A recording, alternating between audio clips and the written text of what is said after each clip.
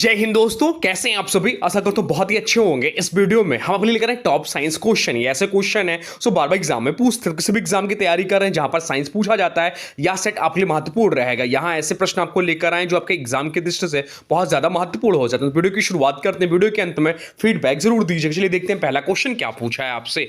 पहला क्वेश्चन जो पूछा है वह पूछा है किसी रासायनिक अपक्रिया में जब कोई पदार्थ हाइड्रोजन ग्रहण करता है तो इस प्रक्रिया को क्या कहा जाता है। आपसे पूछा है किसी रासायनिक अपक्रिया में जब कोई पदार्थ हाइड्रोजन ग्रहण करता है तो इस प्रक्रिया को क्या कहा जाता है। बताइए राइट आंसर क्या हो जाएगा। राइट आंसर आप लोग मेरे साथ कमेंट बॉक्स में लिखते चलिए। बताइए इस प्रश्न का राइट आंसर क्या है और लास्ट में बताइए आपके 20 में से कितने क्वेश्चंस सही हैं। तो इस प्रश्न का जो राइट आंसर हो जाएगा वो हो जाएगा ऑप्शन सी, अपचयन। अपचयन इस प्रश्न का राइट आंसर हो जाएगा। हाइड्रोजन का जुड़ना या ऑक्सीजन का निकलना अपचयन कहलाता है। ऑक्सीजन का जुड़ना या हाइड्रोजन का निकलना ऑक्सीकरण या उपचयन कहलाता है। तो इन दोनों पॉइंट को ध्यान रखना है। जिस अपक्रिया में ऑक्सीजन और उपचयन दोनों साथ साथ होते हैं उसे रेडॉक्स अपक्रिया कहते हैं। अब एग्जाम में पूछ लेता है कि रेडॉक्स अपक्रिया किसे कहते हैं। तो जिस अपक्रिया में ऑक्सीजन और अपचयन दोनों साथ साथ होते हैं उसे रेडॉक्स अपक्रिया कहते हैं। लोहे पर जंग लगना ऑक्सीकरण का एक सामान्य उदाहरण है। अब चलते हैं अगले प्रश्न को देखते हैं। अगला प्रश्न क्या पूछा है आपसे। अगला प्रश्न जो पूछा है वह पूछा है संतृप्त हाइड्रोकार्बन को सामान्यतः क्या कहा जाता है। आपसे पूछा कि संतृप्त हाइड्रोकार्बन को सामान्यतः क्या कहा जाता है। बता दीजिए। राइट आंसर आप लोग कमेंट बॉक्स में लिख दीजिए। बताइए इस प्रश्न का राइट आंसर क्या हो जाएगा। तो राइट आंसर जो हो जाएगा वो हो जाएगा ऑप्शन सी, एल्केन इस प्रश्न का राइट आंसर हो जाएगा।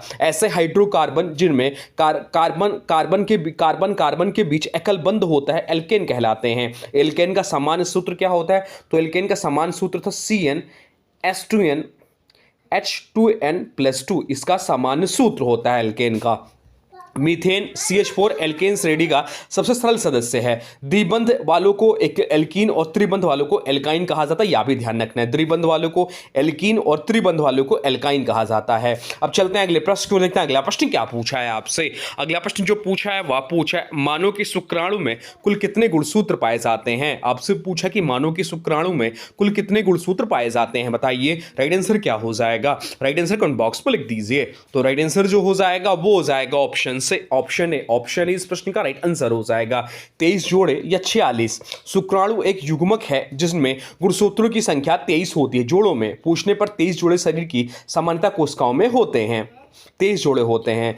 स्तनधारियों के अध्ययन को मैमोलॉजी कहा जाता है। क्या कहा जाता है स्तनधारियों के अध्ययन को। तो स्तनधारियों को जो अध्ययन करते हैं वो मैमोलॉजी कहते हैं। मछलियों के अध्ययन को इथियोलॉजी कहा जाता है। पक्षियों का अध्ययन ऑर्थिनोलॉजी और सरीसृपों का अध्ययन हाइप्टोलॉजी कहलाता है। यह भी ध्यान रखना एग्जाम में पूछा गया है। अब चलते हैं अगले प्रश्न को देखते हैं। अगला प्रश्न क्या पूछा है आपसे। अगला प्रश्न जो पूछा है वह पूछा है निम्नलिखित में से कौन सा एक उभयलिंगी पुष्प का उदाहरण है। आपसे पूछा कि निम्नलिखित में से कौन सा एक उभयलिंगी पुष्प का उदाहरण है। बताइए राइट आंसर क्या हो जाएगा। राइट आंसर कमेंट बॉक्स में लिख दीजिए। तो राइट आंसर जो हो जाएगा वो हो जाएगा ऑप्शन सी, सरसों। सरसों इस प्रश्न का राइट आंसर हो जाएगा। उभयलिंगी पुष्प वह होते हैं जिनमें नर और मादा दोनों जनन अंग एक ही फूल पर होते हैं। पपीता, तरबूजा और खीरा एक लिंगी पुष्प के उदाहरण है। पपीता, तरबूज और खीरा जो ऑप्शन में दिया है या जो है एक लिंगी पुष्प का उदाहरण है। गुड़हल भी एक उभयलिंगी पुष्प है। यह भी ध्यान रखिएगा। अब चलते हैं अगले प्रश्न को देखते हैं। अगला प्रश्न क्या पूछा है आपसे।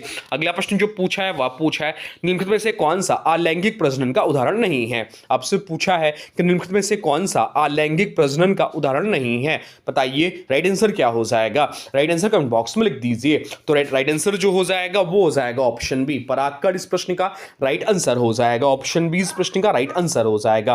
परागकण लैंगिक प्रजनन की एक प्रक्रिया है जिसमें बीजों का निर्माण होता है। हाइड्रा में प्रजनन मुकुलन द्वारा होता है। अमीबा में प्रजनन द्विविभाजन द्वारा होता है। अब चलते हैं अगले प्रश्न की ओर, देखते हैं अगला प्रश्न क्या पूछा है आपसे। अगला प्रश्न जो पूछा है वह पूछा है निम्नलिखित में से कौन सा एंजाइम वसा को तोड़ने में मदद करता है। आपसे पूछा है कि निम्नलिखित में से कौन सा एंजाइम वसा को तोड़ने में मदद करता है। बताइए राइट आंसर क्या हो जाएगा। राइट आंसर कमेंट बॉक्स में लिख दीजिए। तो इस प्रश्न का जो राइट आंसर हो जाएगा वो हो जाएगा ऑप्शन ए, लाइपेज इस प्रश्न का राइट आंसर हो जाएगा। लाइपेज एक ऐसा एंजाइम है जो वसा को ग्लिसरॉल और फैटी एसिड में तोड़ता है या मुख्यतः अग्नाशय द्वारा स्त्रावित होता है। तो लाइपेज जो है वसा का पाचन करता है। एमाइलेज विकल्प में जो है एमाइलेज स्टार्च का पाचन करता है लार्वा अग्नाशय में। ट्रिप्सिन की बात करें, ट्रिप्सिन जो है प्रोटीन का पाचन करता है, अग्नाशय से स्रावित होता है। और राइबोन्यूक्लियस जो दिया है ऑप्शन में, या आरएनए का अपघटन करता है। अब चलते हैं अगले प्रश्न को देखते हैं। अगला प्रश्न क्या पूछा है आपसे। अगला प्रश्न जो है वो बहुत ज्यादा इंपॉर्टेंट प्रश्न हो जाता है। आपसे पूछे कि हार्मोनों का अध्ययन को क्या कहा जाता है। आपसे पूछा कि स्टडी ऑफ हार्मोन्स को क्या कहा जाता है, बताइए राइट आंसर क्या हो जाएगा।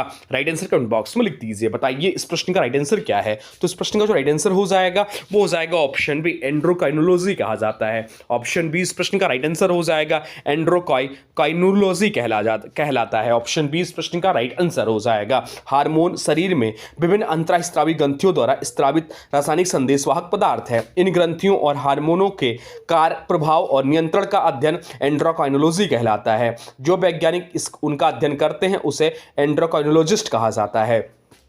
तो आपसे एग्जाम में पूछ सकता है कि रक्त का अध्ययन क्या कहलाता है। तो रक्त का अध्ययन जो कहलाया जाता है वो हेमेटोलॉजी कहलाता है। हेमेटोलॉजी के अंतर्गत रक्त का अध्ययन करते हैं। भूकंप का अध्ययन सिस्मोलॉजी कहलाता है। कैंसर का अध्ययन किसके अंतर्गत करते हैं, तो कैंसर का अध्ययन जो करते हैं वो ऑन्कोलॉजी के अंतर्गत करते हैं। प्रतिरक्षा तंत्र का अध्ययन जो करते हैं इम्यूनोलॉजी के अंतर्गत करते हैं। रक्त का अध्ययन जो करते हैं हेमेटोलॉजी के अंतर्गत करते हैं। और तारों और ब्रह्मांड का अध्ययन एस्ट्रोनॉमी के अंतर्गत करते हैं। अब चलते हैं अगले प्रश्न को देखते हैं। अगला प्रश्न क्या पूछा है आपसे। अगला प्रश्न जो पूछा है वह पूछा है नाभिकीय रिएक्टर में भारी जल का प्रयोग किस रूप में किया जाता है। आपसे पूछा है कि नाभिकीय रिएक्टर में भारी जल का प्रयोग किस रूप में किया जाता है, बताइए राइट आंसर क्या हो जाएगा।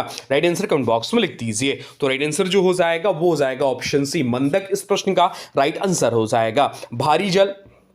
भारी जल यानी कि D2O, जिसका रासायनिक सूत्र जो होता है D2O होता है। भारी जल का रासायनिक सूत्र जो होता है D2O नाभिकीय रिएक्टर में मंदक के रूप में प्रयोग किया जाता है। इसका कार्य तेज न्यूट्रॉन को धीमा करना होता है ताकि वह नाभिकीय विखंडन की प्रक्रिया में सहायक बन सके। मंदक न्यूट्रॉन की गति को कम करके अधिक प्रभावी विखंडन में सहायता करता है। अब चलते हैं अगले प्रश्न को देखते हैं। अगला प्रश्न क्या पूछा है आपसे। अगला प्रश्न जो पूछा है वह पूछा है निम्नलिखित में से गलत युग्म को चिन्हित करें। आपसे पूछा कि निम्नलिखित में से गलत युग्म कौन सा है, बताइए राइट आंसर क्या हो जाएगा। तो जेम्स वाट ने जेम्स स्टीम इंजन का पता लगाया, एकदम सही है। जेएल बेड ने टेलीविजन का खोज किया,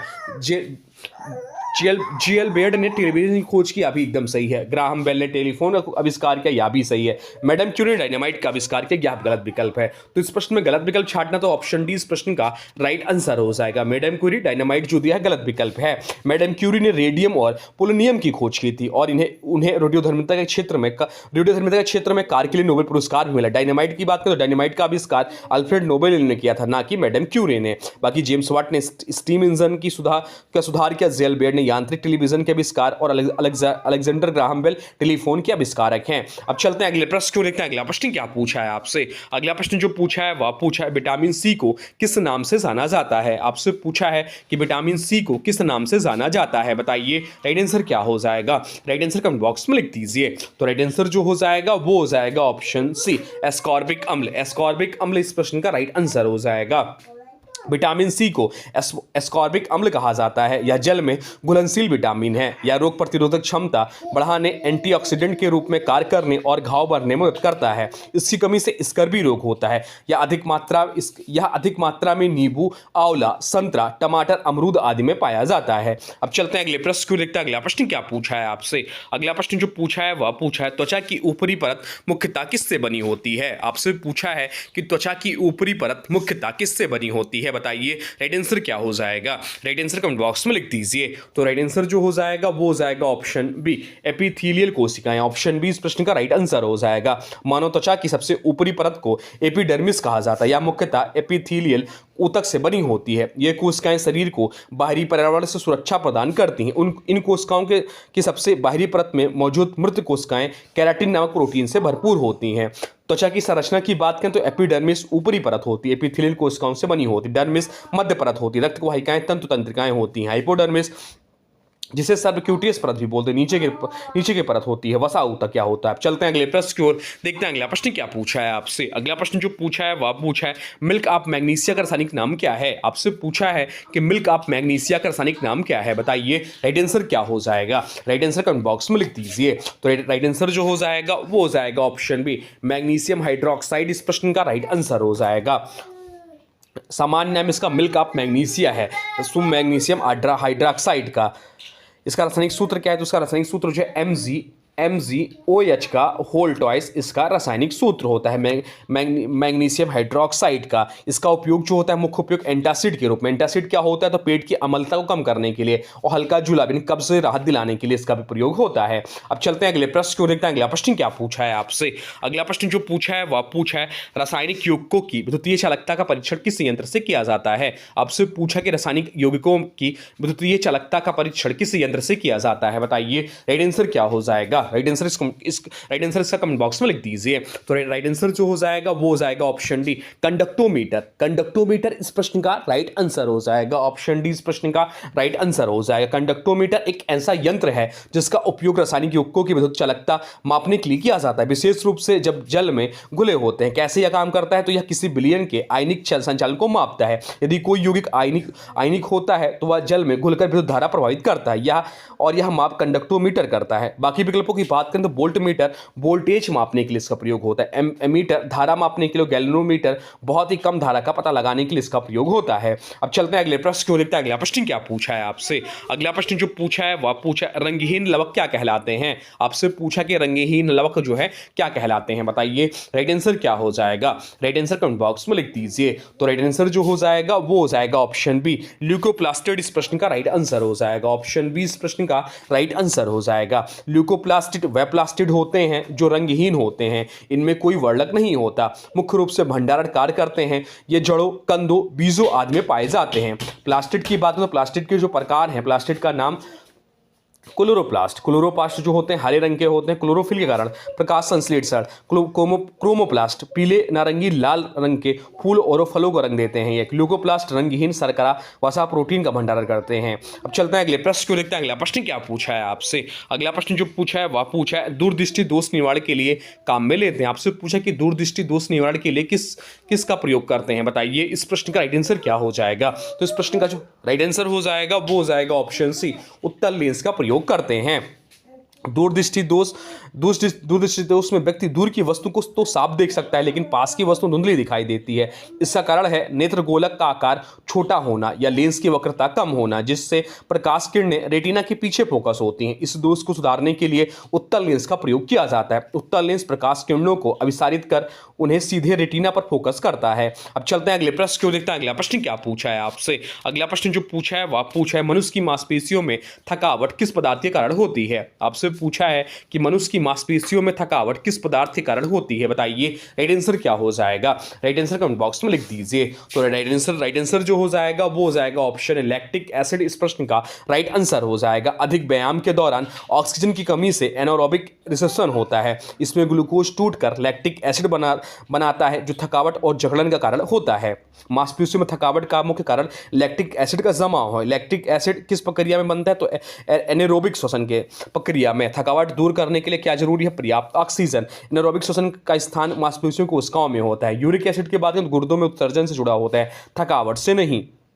अब चलते हैं अगले प्रश्न की ओर, देखते हैं अगला प्रश्न क्या पूछा है आपसे। अगला प्रश्न जो पूछा है वह पूछा है यदि आप एक दर्पण में देखते हैं और पाते हैं कि छवि आपका परावर्तन आपसे छोटा है तो दर्पण का प्रकार है। आपसे पूछा कि यदि आप एक दर्पण में देखते हैं और पाते हैं कि छवि जो है आपका परावर्तन आपसे छोटा है तो दर्पण का प्रकार है। बताइए राइट आंसर क्या हो जाएगा? तो इस प्रश्न का जो राइट आंसर हो जाएगा वो हो जाएगा ऑप्शन डी, उत्तल दर्पण इस प्रश्न का राइट आंसर हो जाएगा। उत्तल दर्पण वह होता है जिसकी परावर्तक सतह बाहर की ओर उभरी होती है। इनमें बनने वाली छवि सदैव होती है आभासी, सीधी, वास्तविक वस्तु से छोटी। इसलिए यदि आप दर्पण में अपनी छवि को अपने से छोटी देखते हैं तो यह उत्तल दर्पण ही होगा। उत्तल दर्पण में बनने वाला छवि सदैव छोटी, सीधी और आभासी होती है। उत्तल दर्पण में छवि वस्तु की स्थिति पर निर्भर करती, कभी कभी बड़ी, कभी उल्टी, कभी सीधी। समतल दर्पण में छवि समान आकार की और सीधी होती है। उत्तल दर्पण का प्रयोग वाहनों के पीछे देखने वाली शीशों में किया जाता है। अब चलते हैं अगले प्रश्न क्यों देखते हैं। अगला प्रश्न क्या पूछा है आपसे? अगला प्रश्न जो पूछा है वह पूछा है निम्न में से किस रसायन के कारण पटाखा फूटने से चमकदार लाल रंग दिखाई देता है? आपसे पूछा कि निम्न में से किस रसायन के कारण पटाखा फूटने से चमकदार लाल रंग दिखाई देता है? बताइए राइट आंसर क्या हो जाएगा। तो इस प्रश्न का राइट आंसर क्या हो जाएगा वो आप लोग कमेंट बॉक्स में लिख दीजिए। तो राइट आंसर जो हो जाएगा वो हो जाएगा ऑप्शन डी, स्टार्सियम इस प्रश्न का राइट आंसर हो जाएगा। पटाखों में स्टार्सियम या उसकी लवण जैसे स्टार्सियम नाइट्रेट का प्रयोग चमकदार लाल रंग उत्पन्न करने के लिए किया जाता है। पटाखों में जो लाल रंग दिखाई देता है वो स्टार्सियम कारण होता है। पीला रंग किसके लिए होता है? पीला रंग जो है सोडियम, इस सोडियम से दिखाई देता है। नीला रंग की बात करें तो कॉपर से दिखाई देता है। हरा रंग की बात करें तो बेरियम से दिखाई देता है। चमकदार सफेद फ्लैश जो होता है मैग्नीशियम एल्युमिनियम के कारण। अब चलते हैं अगले प्रश्न को देखते हैं। अगला प्रश्न क्या पूछा है आपसे। अगला प्रश्न जो पूछा है वह पूछा है दर्पण में प्रतिबिंब का उल्टा दिखाई देने का कारण क्या है? आपसे पूछा कि दर्पण में प्रतिबिंब का उल्टा दिखाई देने का कारण क्या है? बताइए इस प्रश्न का राइट आंसर क्या हो जाएगा। तो राइट आंसर जो हो जाएगा वो हो जाएगा ऑप्शन बी, परावर्तन इस प्रश्न का राइट आंसर हो जाएगा। ऑप्शन बी इस प्रश्न का राइट आंसर हो जाएगा। जब प्रकाश किसी समतल दर्पण से टकराता है तो वह वापस लौटता है, इसे परावर्तन कहते हैं। इस प्रक्रिया के कारण दर्पण में जो प्रतिबिंब बनता है वह दाएं बाएं में उल्टा दिखाई देता है, इसे दर्पणीय परिवर्तन कहते हैं। उदाहरण के तौर पर यदि आप दर्पण के सामने खड़े होकर दाएं हाथ उठाते हैं तो दर्पण में आपको बायां हाथ उठता हुआ दिखाई देगा। अब चलते हैं अगले प्रश्न को देखते हैं। अगला प्रश्न क्या पूछा है आपसे। अगला प्रश्न जो पूछा है वह पूछा है अवक्षेपण अपक्रिया परिणाम स्वरूप क्या बनता है? आपसे पूछा कि अवक्षेपण अपक्रिया के परिणाम स्वरूप क्या बनता है? बताइए राइट आंसर क्या हो जाएगा। राइट आंसर कमेंट बॉक्स में लिख दीजिए। तो राइट आंसर जो हो जाएगा वो हो जाएगा ऑप्शन सी, एक आबिलीय लवण। ऑप्शन सी इस प्रश्न का राइट आंसर हो जाएगा। इस अपक्रिया में एक ठोस पदार्थ बनता है जो विलयन में नहीं घुलता, इसे अवक्षेप कहते हैं। सिल्वर नाइट्रेट और सोडियम क्लोराइड की अपक्रिया से सफेद अवक्षेप बनता है। तो ये रहे आपके टॉप 20 साइंस क्वेश्चन जो आपके आने वाले एग्जाम के लिए बहुत ही महत्वपूर्ण हो जाते हैं। यहां से आपके एग्जाम में क्वेश्चंस देखने को मिलेंगे। अब आज के वीडियो से प्रश्न है, इसका राइट आंसर आप लोगों को कमेंट बॉक्स में बताना है। आज के वीडियो से प्रश्न है कि दूरदृष्टि दोष निवारण के लिए किस दूरदृष्टि दोष निवारण के लिए काम में लेते हैं? आपसे पूछा कि इनमें से किसका उपयोग करते हैं। इसका जो भी राइट आंसर हो कमेंट बॉक्स में जरूर बताइए, या इसके बारे में जो भी कुछ जानते हैं कमेंट बॉक्स में जरूर लिख दीजिएगा। और हाँ देखिए, अभी तक आपने वीडियो को लाइक नहीं किया है तो प्लीज वीडियो को लाइक कर दीजिए और चैनल पे नए चैनल को सब्सक्राइब भी कर लीजिए। चलिए मिलते हैं एक नए वीडियो में, तब तक के लिए thanks for watching railway exam target. For more update please subscribe railway exam target channel को। जय हिंद, वंदे भारत।